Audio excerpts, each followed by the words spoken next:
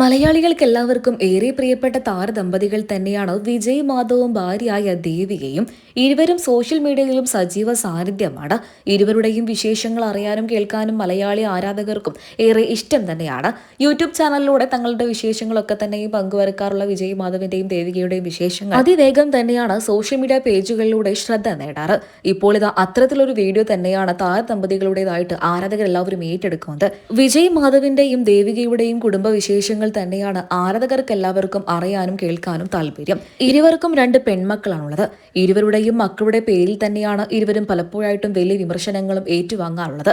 മകൾക്ക് ആത്മജ എന്നും ഓം പരമാത്ര എന്നും കൂടെ പേരിട്ടത് കൊണ്ടാണ് ഇരുവരും സോഷ്യൽ മീഡിയയിലൂടെ കടുത്ത വിമർശനങ്ങൾ ഏറ്റുവാങ്ങിയത്. ഇപ്പോൾ ഇതാ ഈ അടുത്തിടെയായിട്ട് പങ്കുവച്ച വീഡിയോയിൽ മൂന്നാമതൊരു കുഞ്ഞുണ്ടാവുകയാണെങ്കിൽ ആ കുഞ്ഞിന് എന്ത് പേരിടും എന്നാണ് ഇരുവരും ചോദിക്കുന്നത്. ഇതിന്റെ വീഡിയോ തന്നെയാണ് സോഷ്യൽ മീഡിയ പേജുകളിലൂടെ ആരാധകരും ഏറ്റെടുത്തത്.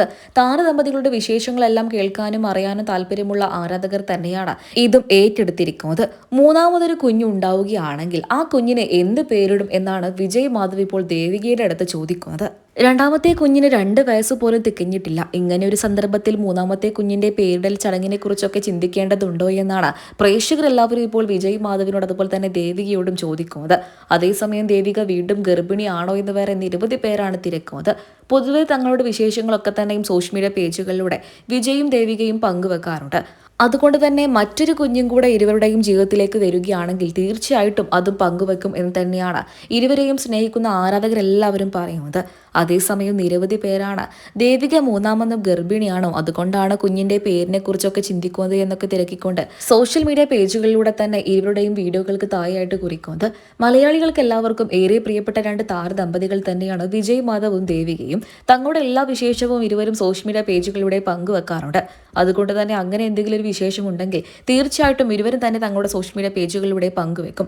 അതല്ലാതെ ഇങ്ങനെ വ്യാജ പ്രചരണങ്ങളും വ്യാജ കമന്റുകളും നൽകേണ്ടതില്ല എന്ന് തന്നെയാണ് ഇരുവരെയും സ്നേഹിക്കുന്ന ആരാധകരെല്ലാവരും പറയുന്നത്.